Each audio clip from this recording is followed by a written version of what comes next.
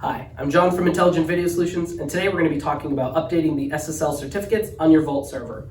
I just want to highlight a couple things just before we get started. The first is, this is a non-standard server. If you're familiar with updating SSL certificates on your other Apache or NGINX servers, just know that this is going to look a little bit differently. The second is that our systems are continually updating and continually changing. So depending on the version that you're currently on, this process is probably going to look slightly different depending on what version you're coming from. So being specific with our process is going to be a little bit difficult. And third, if you're unsure of any of this, just reach out to the support team. We're happy to help you out.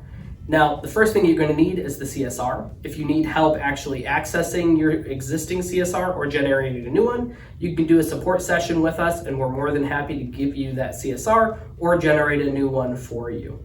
Once you actually have that CSR, you will need to take that to your certificate authority to get that updated. Once you have those cert files, come right back to us and we can actually put those on the server and then help you install those certificates onto our server. Now, like I said before, if you're familiar with like Apache and NGINX, that's really great. Our certificates actually need to be applied to multiple different services, and we need to generate multiple different files that are a little bit atypical. So we have some scripts that we can run to actually go through that process and make sure everything's applied appropriately.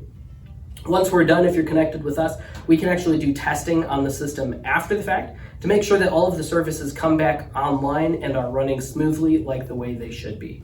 If you have other questions on certificates and kind of what this process looks like, feel free to check out the link to our wiki that's going to be attached to this video. Otherwise, like I said, feel free to give us a call, email us, or book a session to work the support team, and we're happy to get your system back up and running.